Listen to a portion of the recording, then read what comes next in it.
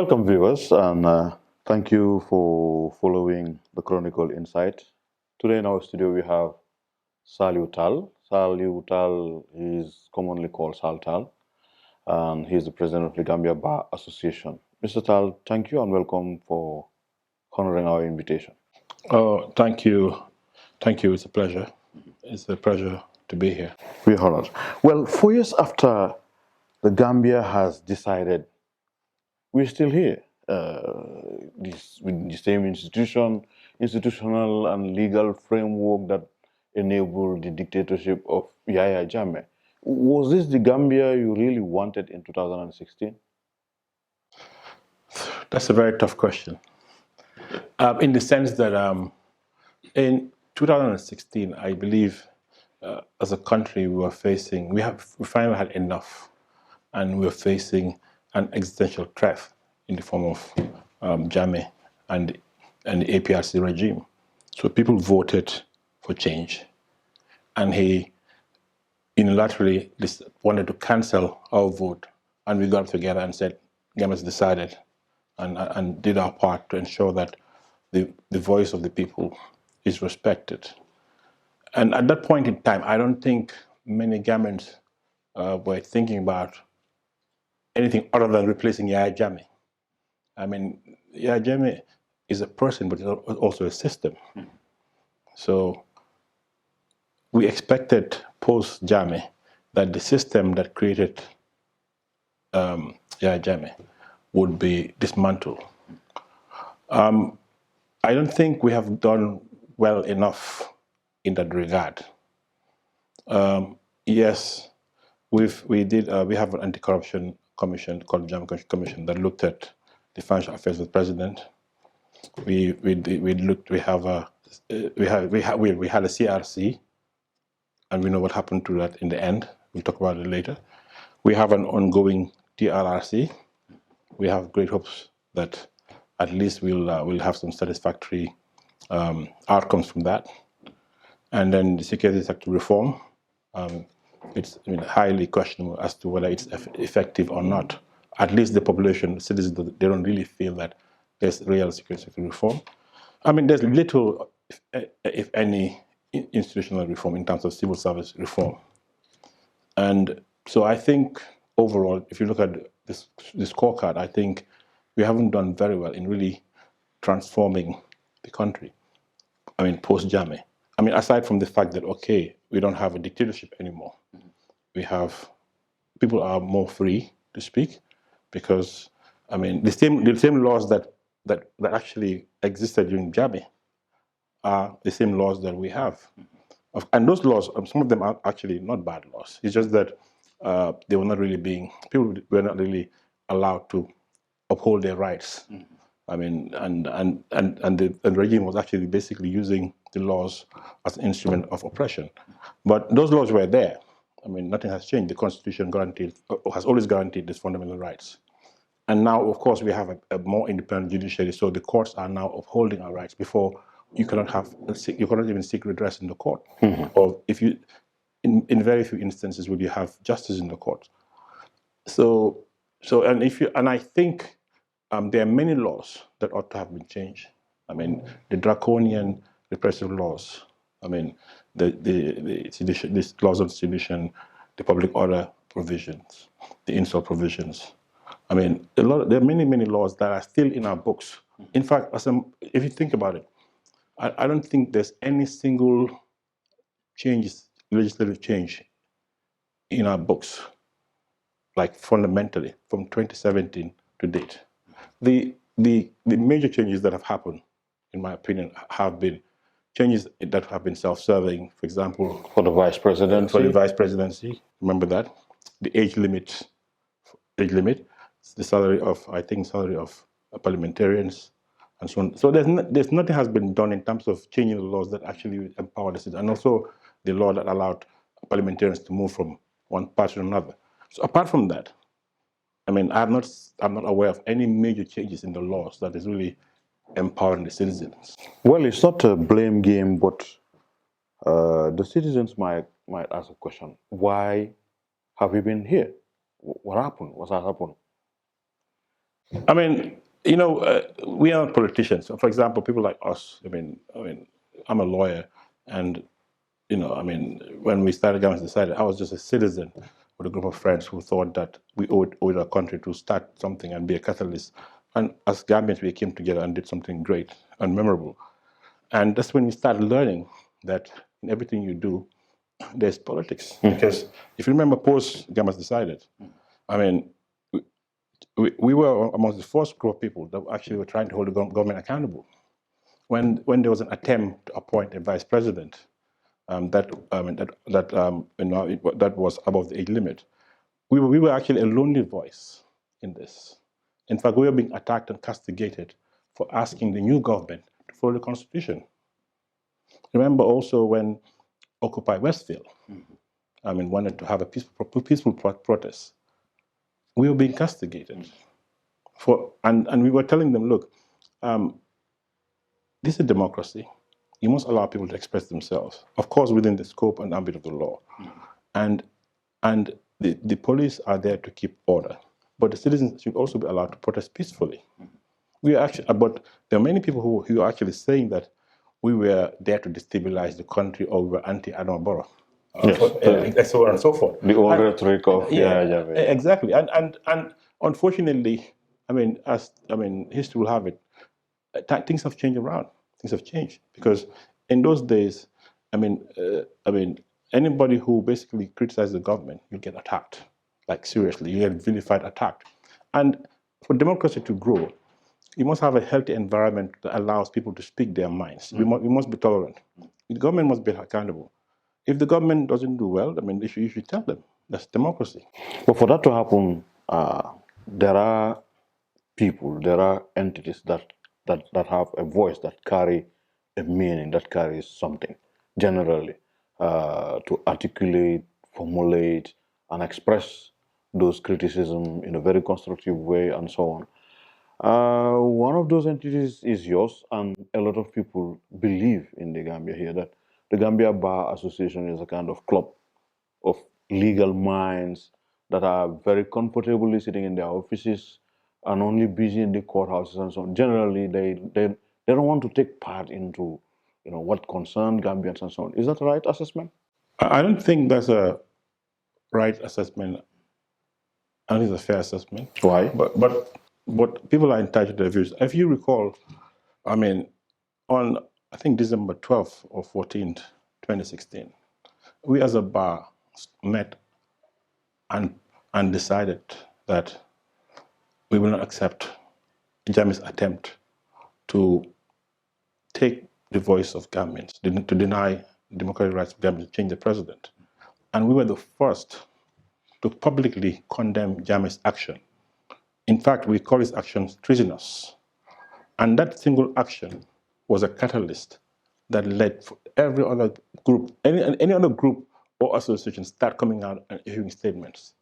And that was done at a time when Jammeh had his army here and his soldiers all over the country. It was a very tense situation. There was a huge risk that we took as a bar and stood our ground, and that was the beginning of the change. And that was the Gambia Bar Association, I think, under the presidency of Chief Tambedu. I took over the bar 2 years ago, and since I've been bar president, I've been on every step of the way. Whenever we believe that the government have overstepped the line, we have been on record telling the government that what you have done is unconstitutional. We have done from the attempt to terminate Yakuma Jaite. We were the first on record. It's on the record to say that the attempt by the president was unconstitutional, and we've been proven right by the Supreme Court. Yes, people said it was political, but for us, yes, it may be political, but it's not partisan. Law and politics are bedfellows. The Constitution is a political document. So anytime we feel that the executive or anybody for them, even Parliament, we would say it. Even when I believe that the Parliament Supplement Appropriation Bill was unconstitutional, on record, I said it. We're out there on record. When the state of emergency extensions, we also on record. We told the president that there's only so much so far you can extend. So I think the bar, of today, is changing. We are increasingly playing a role. Of course, we are learning living in a dictatorship and learning how to be a more responsive bar and a bar that defends the rights of the citizenry and upholds the rule of law. And as you know, recently we filed we're part of the team that filed an amicus. We will come to that. Yeah. So I think to be fair, the bar is we are repositioning ourselves, and I think we are doing our utmost to play out the role as expected in a democratic society. Well, the principle of the Chronicle Insight is that one of our viewers would ask you a question. There we go. I am Bintaba. My question is, the bad laws enacted by former President Yahya Jammeh to suppress individual and collective freedoms are still here. So what is the Bar Association doing about this? As you know, as a bar, we don't enact laws, but we all have a role in terms of influencing, lawmaking, and we have been very active in this regard. If you look at all the major legislative attempts, we have played a very pivotal role, starting with even the CRC. The CRC, that is the Constitutional Review Commission. Yeah, the stakeholders conference that gave birth to that. We were a key player in that stakeholder conference back in 2017, I think April, where we participated and presented papers and recommended that there is a need to have a new constitutional order, and that is actually that's the precursor to the enactment of the CRC bill. And as you know, the CRC commissioners, I think the great majority of them were actually nominated. Some of them are from the bar. Many of them are from the bar. There are many lawyers there that are actually nominated from the bars, in terms of, including the vice chair. Yes. And we played our role in terms of contributing to the CRC in terms of position papers. We also contributed immensely in the process, even in helping civil society write position papers. For example, I as bar president, I was very active with the youth on a program called Constitution We Want. We went around the country touring, looking at different communities, over 32 communities, explaining to them what should be in the Constitution and what are the considerations. And I did as the member of the bar with the youths. Even the current Attorney General was very active also with civil society. Helping different civil society groups understand, particularly women, the provisions of the Constitution. Dawda Jallow. Yes. So I think the bar, has been very active. I give another example. We actually, a part of the group that actually drafted the freedom access to information law, which is currently in Parliament. So, and also the Criminal Offences Bill, which is really effectively overhauling the. That's the question. Yeah. There is a comprehensive review of the criminal code and the criminal procedure. Yes. This was done in 2019. It was taken to National Assembly. There was that debate that it might shield some political or some public figures, that it might restrict some liberty. Where are you in this? Well, first of all, just to finish, that bill was drafted by members of the bar. Oh, yeah. There was all the consultants that did the desk review and look at the whole criminal old code, current code, holistically. They were members of the bar, and a bill was drafted and presented to Parliament, and that bill was withdrawn. Of course, and then we actually as a bar we also validated the bill and made different contributions and made very good recommendations, and the bill was withdrawn, and now it's back again. It's back to Parliament again, and I'm privileged actually to have been invited as president of the bar to the Standing Committee on Human Rights and Constitutional Affairs, and I submit that also a proposal to them. So for our viewers, in a very simple language, What does that mean, the criminal code and the criminal procedure? I mean, the criminal code is basically it's a body of criminal law. I mean, the criminal laws of the country, and the procedure is how you go about it. You know, for example, if you kill someone, I mean, there's a provision that says this is how you'll be. I mean, this is what defines murder, for example, or even rape or theft. So that would be. So all the criminal offences are in that code. So it's a very big. I mean, it's a huge body of laws that defines what is criminality and what is the punishment. And we, as a bar, I mean, I was invited as president of the bar, not in my personal capacity. We're able to influence, I mean, the content of that bill from its creation, and also now at the committee stage. And in fact, one of our members also was appointed as a subject matter specialist and went on the retreat. And all through this process, we actually consulted civil society. For example, I consulted GPU so that they can give me advice on matters of freedom of expression.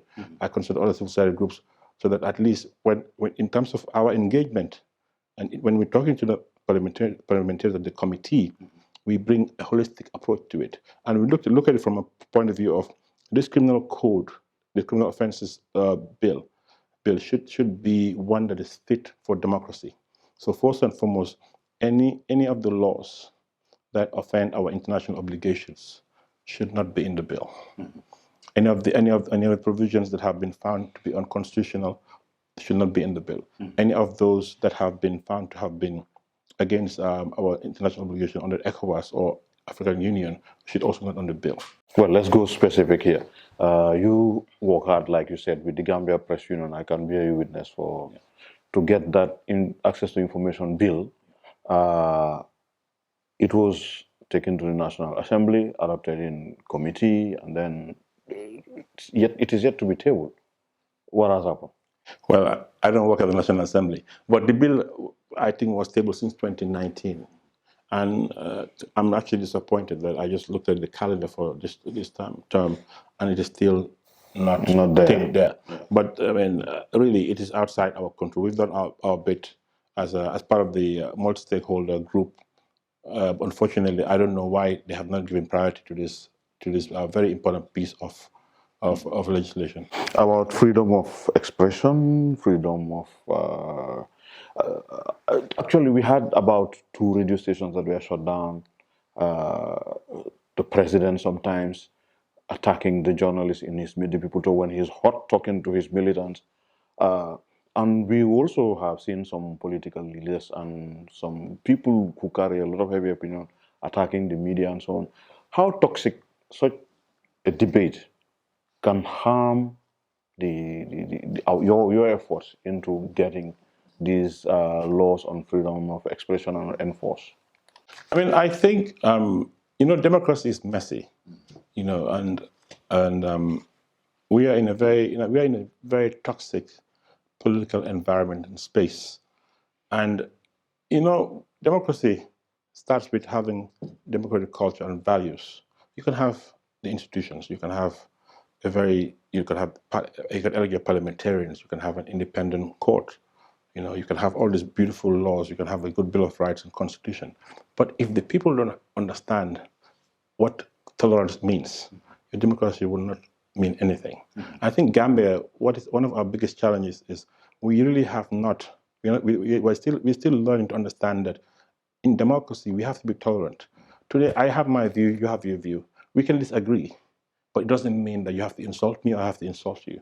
But the moment you espouse a view in Gambia and someone doesn't like, and first of all, they'll say, oh, you're saying your view is based on the fact that you're from that tribe or you're from the political party or so on and so forth. People don't even take time and understand where you're coming from. And even if you are taking it because you're from a political party, so what? You're entitled to your view. And so we have this canceling, we cancel each other out.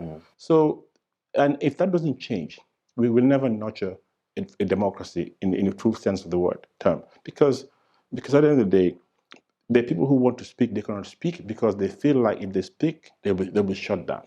I had a conversation with someone, and I, modestly told him that Gambians have the impression that the elite have let down the country. They don't talk when it matters. And the guy said, look, you know, I don't want to be in the public space being insulted, being castigated, being attacked on social media, because when I say something, people attack me. But is it not worth trying? I do think that elites have let Gambians down. Yes. I think I'll say it very, because when I say elite, I don't mean in a derogatory sense. I mean elite in the sense that if you're privileged to be educated, you're part of elite in this country. The moment And you owe it to the Gambia. Gambia take you to school. Yeah, Yeah. Today I posted something on social media. I've been posting every day, and when I post because I believe it's my duty to help clarify a situation or help. Create a discussion or discourse. Democracy is about discourse. Discussing is a marketplace of ideas. But I have been getting, I've been sent screenshots of people insulting me, and it doesn't bother me, but it comes with the terrain. I have been insulted so many times, but I will not stop. Yeah. That will not stop me from speaking. It is what. But of course, it is worth speaking. It is worth doing, because I think if in this country, the level of ignorance and the level of we need to have more depth and understanding of a lot of issues, because for social media is a space where things are just very superficial. So you cannot even have a proper discussion or debate. And that's why I don't waste my time that much debating on social media. I just send information and let people do all the talking. For me, I just want to generate discussion. And I think the elite should be out there to share their knowledge, wisdom, and experience. And there are many Gambians. And unfortunately, most of the Gambians who speak are not the people who have the capacity to speak. There are many Gambians. But nature was vacuum. Exactly. I agree. So I think I always encourage, if within civil society, for example, if you look at a space, you compare the people in civil society in Gambia, you go to Senegal, you can see the difference. Senegal, you see agrégé, professor, tout ça. They are in civil society, economists, very educated, learned people. I'm not saying that it should only be only educated people should be in civil society, but you need a mix of different people, because different experiences. Because leadership is not only at State House. Leadership is in every area. We need leadership in the State House. We need leadership in Parliament. We need leadership in the judiciary. We need leadership in civil society. We need educated people who understand how it works, to take leadership position and help this country. But if everybody, I am actually a corporate lawyer. I can stay and take care of my business and don't have to do this. But I believe that, there's more to life than running a business, because I think we owe it to our country to really, help educate and, make people understand things better. Because one of the biggest challenges in an emerging democracy, particularly if we transition from a dictatorship, is people don't know how to act in a democracy. People believe that from having no rights or very limited rights, people believe democracy means canceling each other out. So we need to educate people. Now we have a constitution, for example, a draft constitution, and there are different arguments. Everybody's argument has merit as far as you see it. That's okay, but we need to converge and talk about it and discuss. Even if you don't agree, that's fine. But let's discuss. And when we discuss, even if we disagree, it doesn't mean I hate you or I don't like you or vice versa. I just don't agree with your idea or with what you're saying. That's different from saying I don't like you. But Gambians, we are so sentimental that sometimes we forget the issues. It's so difficult to have Gambians to discuss the issue. And that actually stifles freedom of expression, because the issues are lost in this morass of personality insulting and so on and so forth. And that is toxic, and that will not take us anywhere. I think we need to really have more maturity and more decorum, and everybody, and speak from a position of, information and knowledge or perspective. But Gambia, everybody will just jump and say, oh, this guy, what is he saying? And then they'll insult you. And then that's it, with no basis. But for me, for example, even if that's the case, it comes with the terrain. That comes with it. I remember my friend, the former Attorney General, Mr. Tambedu, when he was, when he is, every time they're insulting him and his mom, and he was very, very furious. And I said, but Pa, if you're not AG, they will not insult you. It comes with it. You need to understand that, but it's not right. I don't encourage it. Yeah. I mean, I said, I am not AG. I'm not paid by the taxpayers' money. In fact, I pay taxes, but I get insulted because I am in the public space. So these are the things that anybody who is in the public space will be insulted. I'm not encouraging that at all, and I think we should have a discussion, a healthy discussion, and educate, especially young people and people in that space. And this is more on the social media space to really understand. And always remember that the youngest are looking. They're learning from that, so that at least we can conduct ourselves with decorum and more responsibility, because. Otherwise, it will take this country to a path that can affect our peace and stability. Yeah, let's go to the second question. My name is Hadis Mae.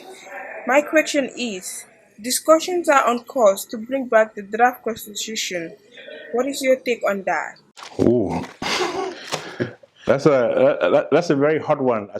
Well, I guess this has been overtaken by events, right? Mm-hmm. I mean, I believe there are discussions, and as a member of civil society, I met with President Jonathan. Good luck, Jonathan. Yeah, he's actually on 2 occasions, and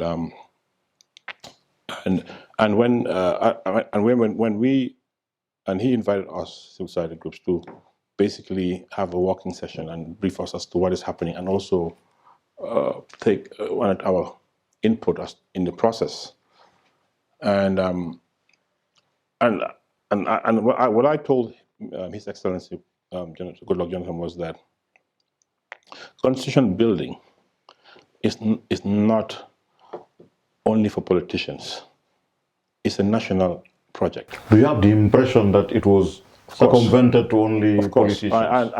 And from the onset, I have been very vocal about my reservations about the process, particularly given that it really made it an issue of only political parties, and even civil society. We really didn't have any role. This is just a fact. And I've been vocal, and when I met him, I told him very clearly that we as civil society have a role in this, because, I mean, we're talking about our country's constitution, and it cannot be a discussion or bargaining exercise between political parties. Does that delegitimize President Goodluck Jonathan in this process? No, I don't think it's fair to say that, because remember, Goodluck Jonathan did not bring himself. It's not about him. We need to shift the argument. This is an ex-president who was invited to bring parties to talk. So it's not about him. It's not about his legitimacy or not. He's somebody that's been brought in to help us discuss. Because we were not discussing after and to be honest with you, and people, I mean, I've been hearing a lot of discussion. Oh, we don't want a foreigner to come and solve our problems and the rest of it.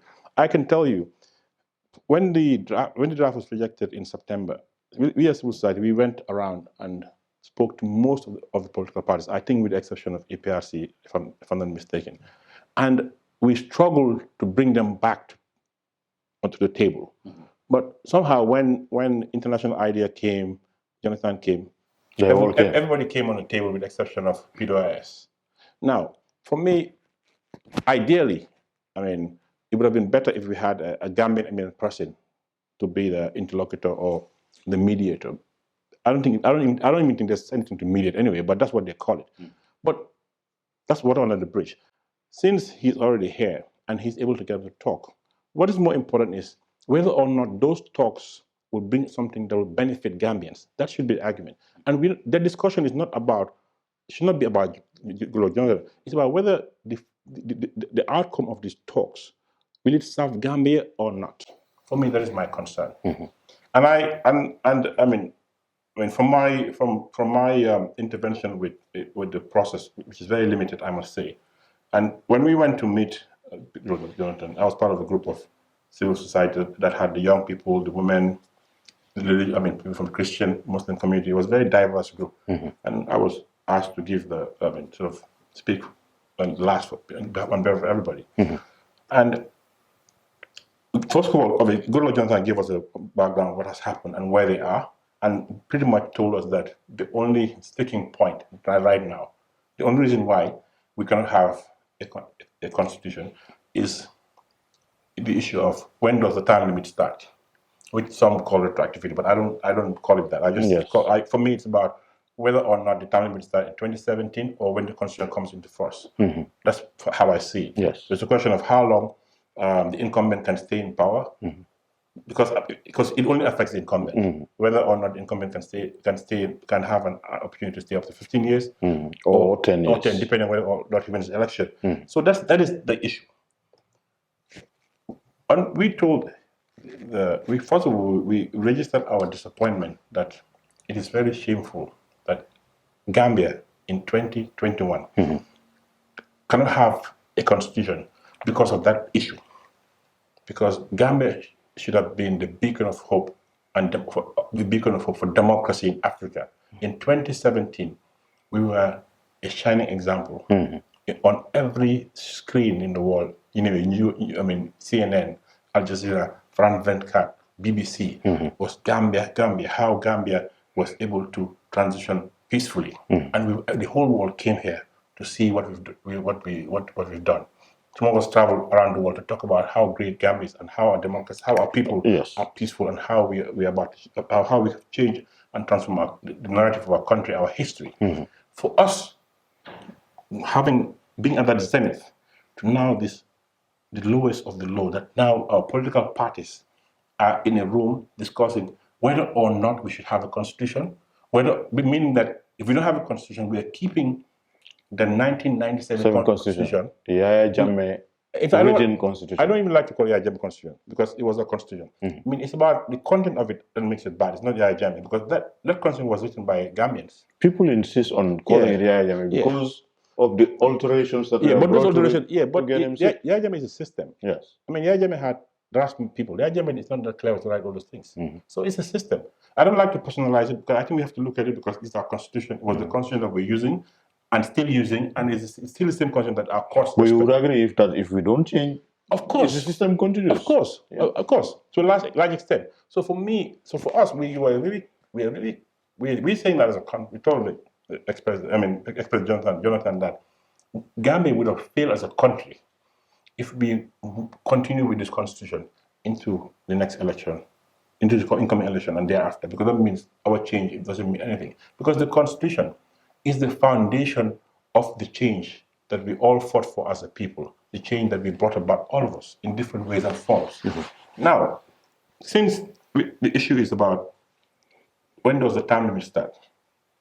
I mean, as a matter of fact, we know that the only reason why the draft didn't pass is the people acting at the behest and interest of the incumbent are the ones who voted the bill out, even though the incumbent was not in parliament. But everybody knows that the big elephant in the room is the incumbent. I mean that is just that's President Barrow. Yeah, because if President Barrow just accepted that provision, we'll not be having this discussion. Not at all. And I think that's what he ought to have done. Yes, for sure. But does that justify? No, wait, I'm coming. Wait, I'm coming. So we need to put it in context. So the problem started with the fact that the president who was supposed to stay for 3 years now decided to stay for 5 years, now is fighting over this issue as to whether or not, issue of retroactivity and that. I mean, of course, he's not fighting it personally, but we know this is a fact. I mean, I'm not speaking as a lawyer, I'm just speaking as a concerned citizen. So I really expected the president should have shown leadership and say, you know what, it's okay. I mean, I have up to 10, and any president, including myself, will serve 2 terms of 10 years, and in Australia we pass our constitution. That's what I expected President Barrow to do. And I'm just very disappointed that he didn't do it, and I think a lot of Gambians are disappointed that he didn't do that. Indeed. And I think it's not about retroactivity or not. That is not a legal issue, it's a political issue. So that's one. So now, fast forward. A process has been brought to give us another chance to bring it back, right? And the political parties are participating with the exception of PWIS. For their reason best known to them. And in this process, now they have reduced the issue to this one issue again. Okay, I understand there's consensus that, okay, this issue is the only reason why we don't have a constitution. So we as civil society, we propose that, look, since this is the only issue that's stopping us from having a constitution, that will give us a clean break from the 1997 constitution, a constitution that will give us 50 plus 1, that will give us more seats for women in parliament, seats for youths, more advanced bill of rights, and so many other great things in the constitution. And of course, it's not perfect, I'm just saying, but overall, it's a progressive constitution. So why, if it's the only one reason, if that is the real reason, why can't we make that reason, take it to the people to decide whether or not? That is a referendum? Yes. We can have a referendum, two referendum questions. The one on the constitution and the one on when does the term limit start. So the people can decide if they want the term limit to start in 2017 or start when the constitution comes into force. Since the people are supreme, since our politicians cannot. Since the politicians are elected to act on behalf of our interests, that should not be a problem, in my humble opinion. But it is a problem. So what is you made the suggestion to Goodluck Jonathan. Do you have any feedback that? Well, we made the suggestion, and I believe that discussion has happened. But I understand that, and not only did I make the suggestion, I actually took my phone and called the political party leaders to explain to them why I think we should look at this very seriously in the interest of the country, and because I think it's really disheartening that we cannot have a constitution because of this reason. And let's not get stuck with who was responsible for making it fail or not. Let's think of the solution. How can we make sure we have a constitution? Every patriotic Gambian should think of how can we make sure we move away from the 1997 constitution and have a new progressive constitution that is befitting of a democracy. That is what all Gambians should think about, including our politicians. I mean, I understand that they still haven't agreed on this issue. I understand that the UDP, for example, have taken the position that the draft must not be touched.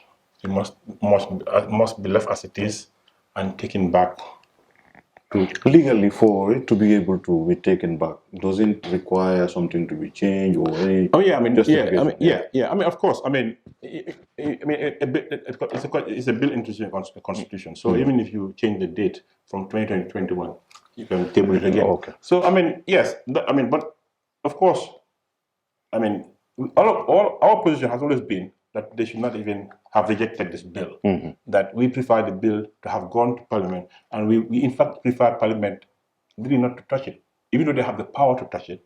But we really prefer that, look, you can debate about this constitution, but since this constitution is a product of very extensive deliberations and consultations of governments within the Gambia and in the diaspora, we had always advocated that at least even in the Parliament, our Parliament should really not touch it, or even if they touch it, they should not touch it substantially, so that they can really give citizens the right to vote for it in a referendum. That has always been our position, and that is our preferred position for sure. But practically speaking, that is not going to happen. Why? Because the same people who rejected it the first time, do you think they're going to approve change all of a sudden? Yeah, do you think so? It's difficult. Yeah.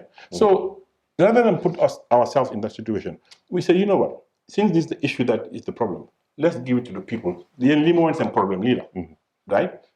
We all know that they give a lot of other reasons, but the real reason was that provision. That issue, let the people decide what they want in it. Because why do you think that they would stick to that? I mean, well, I'm not in their minds, but I mean, they for what is best known to them.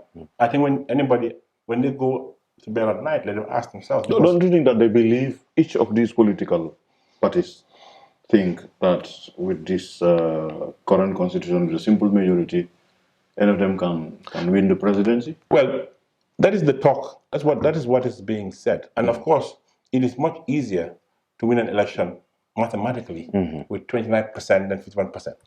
So any big party, you have a better chance of winning an election with this simple majority.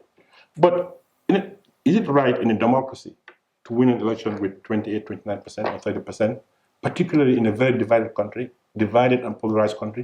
That means you can win an election just with one region of the country, or one group, or one tribe. It has a lot of implications for a newfound democracy. That's why, in fact, that's the most important provision. I expected the debate to be around this, not on term limits. The debate should have been around this 50+1, because that is, for me, one of the most important provisions, because it means that we will now elect our presidents with the majority of Gambians voting, not 28%. We have, how many parties do we have now? 15. Exactly. So you can win an election with 30%. You can win an election maybe even if you win West Coast. It's possible. Well, the reality is that here we are. Nothing has changed at this moment.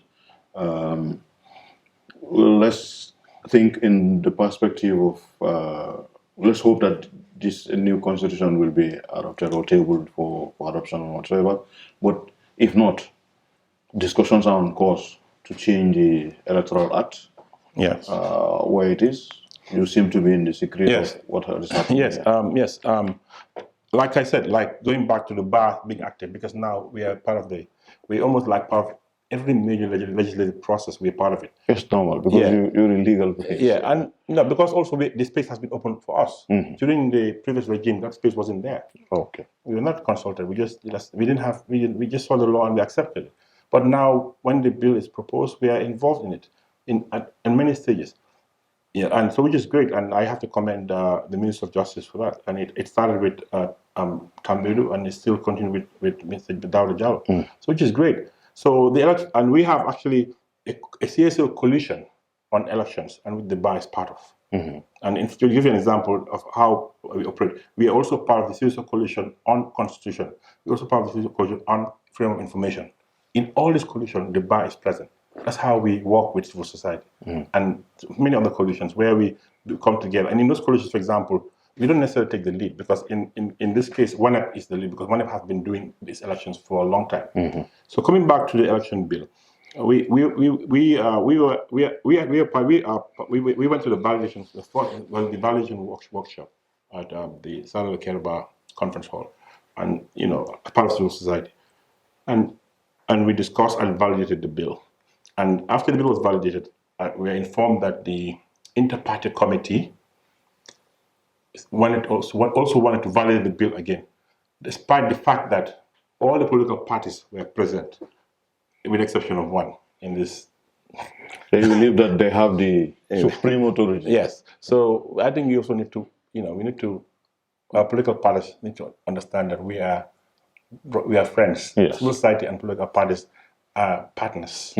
They're natural partners. They're not like rivals. They're not rivals. We complement, because for us, our job is to safeguard their independence so they can do their job. So and I think that we need to work on that. You understand in Senegal how civil society and political parties work very close together. We are not partisan. Of course, we cannot be partisan because we have to speak to power at all times, regardless of who. But we have to have that symbiotic relationship.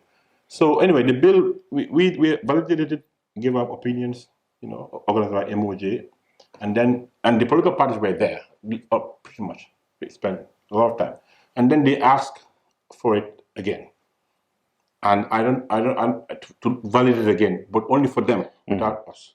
And don't you suspect that yeah, of course, you'll have because even in that discussion, I mean, for us, we look at the interests of the citizenry. The things that the political parties don't want. And we think in the interest of democracy. For example, internal party democracy is important for the citizenry. I mean, accountability. Just because you're fund, I think every political party should have audited account, and this should be published. Campaign financing should be transparent, but they don't want that. If you're a government in waiting who's holding government accountable, you're asking government to be accountable, you also must start accountability with yourself. Yes. So as we said, these are things that we have to point out, and many other things. But we discuss, they have their views, we have their views, because they are looking at it from their own perspective. We're looking at it from a much broader perspective. Because, I mean, at the end of the day, also, sometimes they can be very self-serving. You know, I mean, that's, you know, how it is. So, we do all due respect to them, of course. Now, the bill went to the inter-party committee, and apparently nothing happened in the end. So, it went back to AE and went to cabinet. Now, cabinet has also made some recommended changes or suggestions, and I think one of those is the marble. Yes. That we have to become the marble instead of the paper ballot. Yeah, and few other, but not major change. Apart from the marble, I think there's any other major changes, and I think also the issue of diaspora voting also was looked at, and I think now it's up to IEC to basically. We hope that this bill is not going to spend too much time. No, this bill, it has. So now, I suspect that this bill, I mean, it should be gazetted at any time soon. That's my belief. But the election bill is very, very important. But because we have not finalized the constitution, there are some gaps there that things that have to change. They have to change because I mean, the way we're going to vote is we don't know yet, depending on whether or not we'll have a constitution. I'm not so sure we'll have a constitution. Well, it's the marble for the moment. Marble for sure. Yes. The marble for sure. Yeah. And I think, as they say in America, if it ain't broke, don't fix it. You know, but the marble also can pose problem for diaspora voting because can you have? I'm not sure, I'm not an expert. Can you have two systems of voting? I don't know, and you cannot carry marble to America, and so on and so forth. So I think also diaspora voting, I think the diaspora should also kind of like manage expectations. I doubt it will happen this election. That's my personal view. Looking at the logistics from the way I'm seeing it. And the timeline. From the registration and the rest of it, I think it might be a challenge. It might be a challenge. But even though it is something that should happen. And I think also, for example, they have not really defined how do you designate how do you decide who votes, which countries, and also in America, which states. There's a lot of issues that need to be sorted out. I mean, it's a very complex process and requires resources and expertise and so on and so forth. So I think, realistically, it is highly improbable. This is my own personal view, having looked at the IEC and their timelines and their capacity and their resources and all those things. One other aspect that is very important, since we don't have a constitution, is normally, in the constitution yet, the Public Order Act. We go into election, and that's generally where every problem comes, the public order. It has not been even discussed, reviewed. Yeah, I mean, but there's nothing stopping us from having a private member's bill. Would the Bar Association make a suggestion? Of course. Yeah. In fact, last year, 2019, we organized a stakeholder workshop. We invited the police, the activists, and even Honorable Salieu was there, and to have a discussion on freedom of assembly and in a democratic space. So we wanted the people who usually demonstrate, the young activists and others, and the police people who are on the other side, and the politician, and also the executive, the Solicitor General was there. We had a 2-day workshop at Keraba, trying to understand what the importance of being able to have good public order law, because public order is important. Law, without security and order, there cannot be no democracy. And also being able to have citizens who can demonstrate peacefully without destroying property or committing crimes, exercise their democratic rights within the ambit of the law. So that the police's job is to make sure that these protesters are safe. The protesters also ensure that when they're demonstrating, they demonstrate peacefully. And we even had we had a resolution, and we even had a working committee where we have access. For example, now, every time there's a issue between the youths and the police, we have a mechanism where we actually go and talk to the IGP, Job. I mean, we took, you can ask people like Flex. Because before, you had these young people and who were saying, who had a certain perception of the police, and the police also had a certain perception of them. So we took them, we said, look, we're all one. You know, we started with IGP. So now we have that relationship between the police and the young people and activists. So that at least going forward, I think it should be easy. And we also told the police that it is not your job to determine who should protest and for what reason. Your job is to really give a permit and within and let's plan it. Yes. But we want to go further. In fact, one of the recommendations is now, which was accepted by the Minister of Justice, from my understanding, was rather than seeking permit, a permission, because this is a constitutional right. So the police cannot be the one giving permission. Just have a notification regime. So you notify the police that you want to have a protest, and they will plan and tell you, okay, you can have it, but you have to have it this place or that place, because if you have it this place or that time, it might disrupt traffic or it might cause certain issues. So and that discussion has gone, went very far before, and we would like to reactivate it. But I can tell you, as a bar and society, we would seriously looking at sponsoring a private members bill to amend, at least, if anything, the notification regime, so that at least, when you have to have a peaceful process on protest, you don't need permission to use a microphone. Yes. or public. I think it's ridiculous in a democracy. Yes, definitely. Yeah.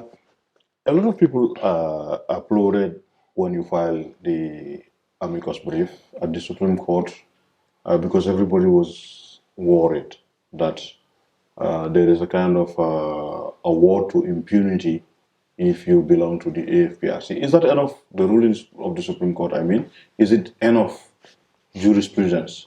First of all, I have to acknowledge the great work of my seniors, Gay Soul, who led the team and really come with a lot of experience, and Nina Cham, my humble self, and Abdullahi Fati, with support from Reed Brody and other people from outside the Gambia, who've been very supportive in terms of even helping us with the jurisprudence, because this has never been done before, and we had to look at it from an international law point of view and also from a local perspective, and I think it's a watershed moment for Gambia, in the sense that it's the first time an amicus has been filed in the country. So as a culture, which is new. But as you know, amicus, our case was not against Yankuba Touré. Our case was on whether or not those immediate clauses apply. So it's not against Yankuba Touré per se. We don't have any issue with Yankuba Touré. Whether or not Yankuba Touré is accountable or responsible, the court will decide on evidence in the court. We're just saying that in a democratic space, can you really exempt murder? Can you lawfully do that? Or the way it's worded doesn't exclude killing someone.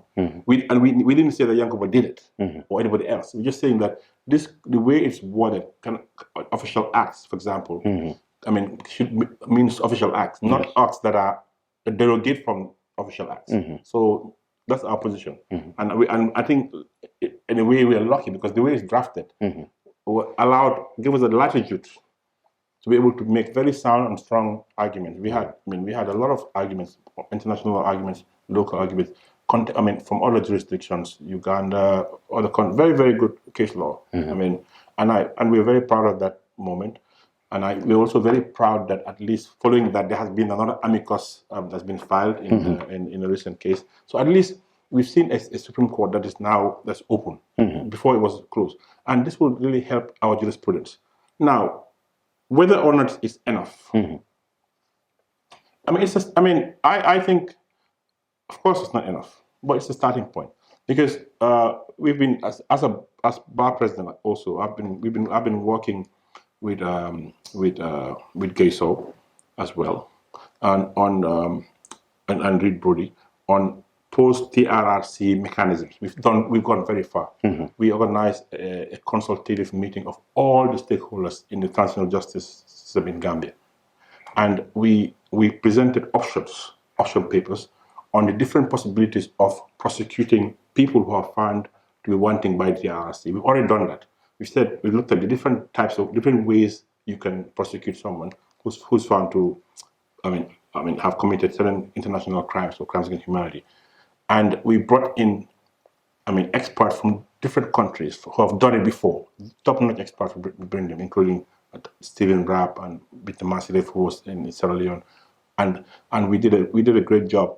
And in the end, it was agreed that the consensus was that the best way is to have a hybrid court, a court in Gambia, a court that's in Gambia, but that is clothed with international jurisdiction. Yes. Because our laws will restrict prosecution. But if you have a hybrid system, that's not a problem anymore. Because that hybrid system will write its own rules. And you have a hybrid system whereby you have a court, and the country will enter into an agreement with the AU or the ECOWAS. Like what Senegal did with Isenabre.